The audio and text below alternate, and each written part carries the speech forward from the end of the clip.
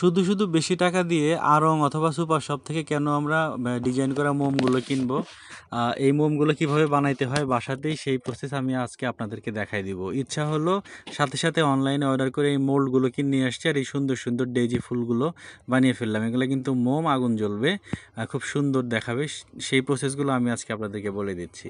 এইরকম ছাঁচ বা সিলিকনের মোল্ড আপনাদেরকে কিনতে হবে। তো আমি কিনেছি শখের বশে করা, আর 2টা রেগুলার মোম কিনে এনে প্রথমে ওভেনে দিয়েছি মোমগুলো গলানোর জন্য। দুর্ভাগ্যের বিষয় ওভেনে মোম গলে না। সো ওভেনে 2 মিনিট ফুল হিট দেওয়ার পরে যখন হলো না, তখন সেই মোমগুলোকে আবার বের করে আমি রান্নার চুলায় গ্যাসের লাইনে দিয়ে দিয়েছি। হ্যাঁ, তো গ্যাসের লাইনে দিয়ে দেওয়ার পরে সেই মোমগুলো একদম সুন্দর আপনার হচ্ছে একদম পানির মতো নরম গলে গেছে। তো সেই মুহূর্তে আমি একটু সিলিকন মোলগুলোতে একটু সয়াবিন তেল মাখিয়ে নিয়েছি, যাতে করে মোমটা হয়ে যাওয়ার পরে এটা যেন সুন্দরভাবে উঠে আসে মসৃণভাবে। সো মোম গলানোর পরে এখন আমি ছাঁচের মধ্যে মোমগুলো ঢেলে দিচ্ছি।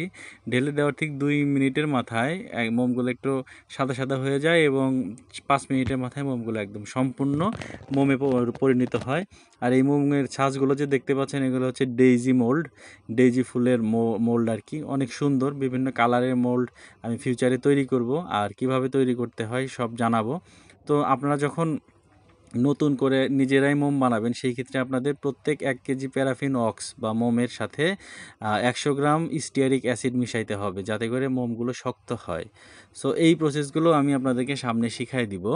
আর এখন আপনারা দেখতে পাচ্ছেন যে এটা হচ্ছে আমার জীবনের প্রথম তৈরি করা মোম। খুবই মানে একটা ভিতরে একটা উচ্ছ্বাস কাজ করছে, উদ্দীপনা কাজ করছে জিনিসগুলো কেমন হবে। এই যে আমার মোমগুলো প্রায় হয়ে গিয়েছে, আপনারা দেখতে পাচ্ছেন। আমি কিছু ছোট ফুল বানিয়েছি, রোজ, আর 2টা ডেইজি মোল্ড বানিয়েছি। তো আমি আগে রোজগুলো তুলছি, এই প্রথম। দেখেন কেমন হয়েছে, খুব একটা খারাপ হয় নাই, সুন্দর হয়েছে। তো এগুলো একটু দ্রুত দিয়েছি, আমি সামনে আপনাদেরকে দেখাই দিচ্ছি। এই যে আমার মোমটা প্রায় হয়ে গেছে, দেখেন কি সুন্দর। একটু আস্তে ওয়াও, দেখছেন কত সুন্দর হয়েছে ফুলটা, মানে অনেক সুন্দর, আমি কি বলবো। এখন এর মাঝখানে শুধু ফুটো করে মোমের যে সুতাটা আছে, সুতাটা দিয়ে দিব, সুন্দর হয়ে যাবে। এটাতে একটু কালার দিয়েছিলাম, সো একটু কালার হয়েছে। সো আপনারা যে কালার দিবেন সেই কালারই